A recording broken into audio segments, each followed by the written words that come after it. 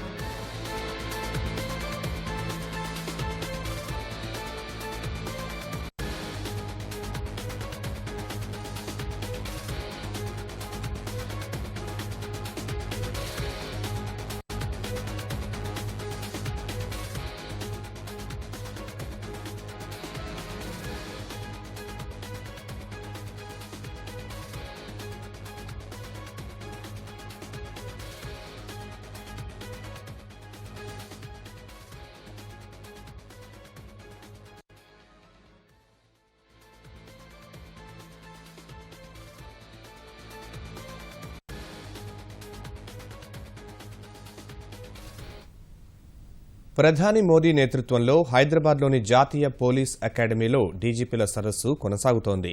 Police ఉన్నతాధికారులతో మమేకమై వారిలో ఒకరిగా ప్రధాని వ్యవహరిస్తున్నారు. అకాడమీలోని వివిధ విభాగాలను సందర్శించి ఐపీఎస్ల శిక్షణ తీరును ప్రధాని పరిశీలించారు. అకాడమీలోని సర్దార్ వల్లభాయ్ పటేల్ పోలీసు అమరవీరుల స్తూపానికి మోదీ పూలమాలలు వేసి నివాళి అర్పించారు.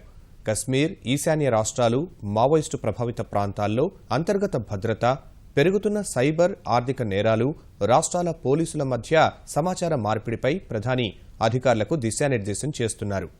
కేంద్ర బలగాలతో సమన్వయం, పోలీసు వ్యవస్థ ఆధునికీకరణ వంటి అంశాలపై చర్చలో కూడా ప్రధాని పాలుపంచుకున్నారు. ప్రధానితో పాటు హోంమంత్రి రాజ్నాథ్, సహాయ మంత్రులు కిరణ్ రిజిజు, హన్స్రాజ్ గంగారాం, జాతీయ భద్రతా సలహాదారు అజిత్ దోవల్ కూడా సదస్సులో పాల్గొన్నారు.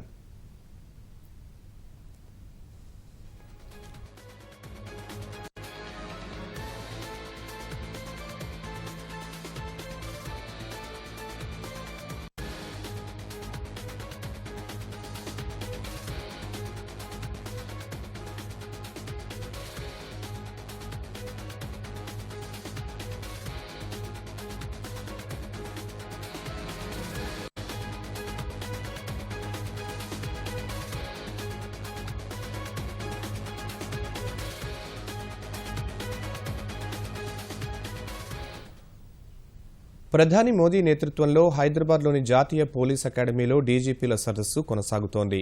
పోలీసు ఉన్నతాధికారులతో మమేకమై వారిలో ఒకరిగా ప్రధాని వ్యవహరిస్తున్నారు. అకాడమీలోని వివిధ విభాగాలను సందర్శించి ఐపీఎస్ల శిక్షణ తీరును ప్రధాని పరిశీలించారు. అకాడమీలోని సర్దార్ వల్లభాయ్ పటేల్ పోలీసు అమరవీరుల స్తూపానికి మోదీ పూలమాలలేసి నివాళి అర్పించారు.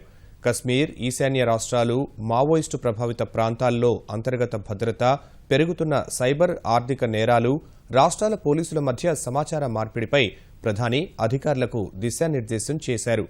కేంద్ర బలగాలతో సమన్వయం, పోలీస్ వ్యవస్థ ఆధునికీకరణ వంటి అంశాలపై చర్చలో కూడా ప్రధాని పాలుపంచుకున్నారు.